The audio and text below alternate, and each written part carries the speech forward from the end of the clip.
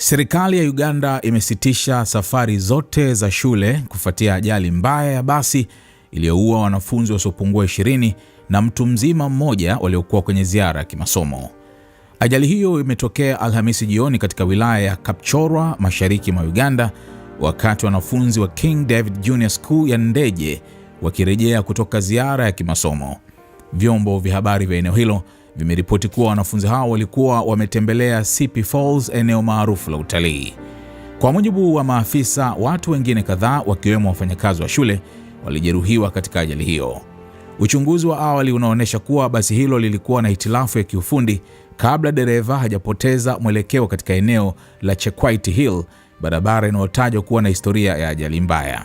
Msemaji wa polisi wa usalama barabarani Michael Kananura amesema basi hilo lilitoka barabarani likagonga jiwe kubwa pembeni mwa barabara na kupinduka. Waziri wa elimu John Chrysostom Muyingo ametangaza kusitishwa kwa muda kwa safari za shule, akisema serikali inalazimika kuchukua tahadhari za haraka kulinda usalama wa watoto wakati uchunguzi ukiendelea. Kama tahadhari haraka, lazima tufanye jambo kuhusu usalama wa watoto wetu, amesema.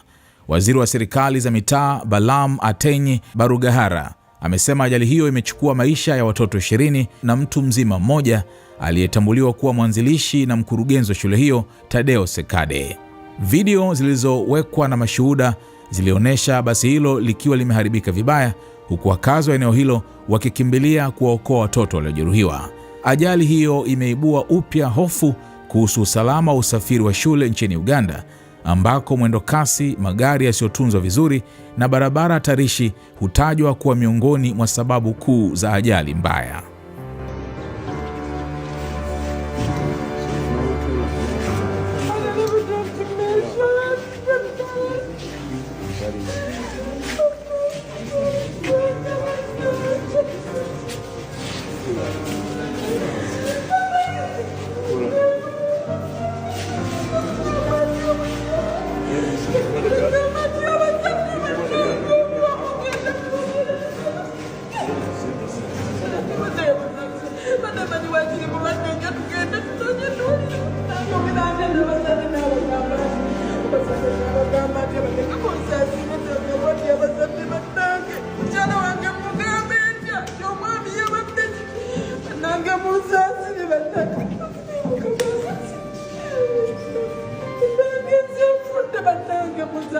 I don't know what is that school. I never get that movie.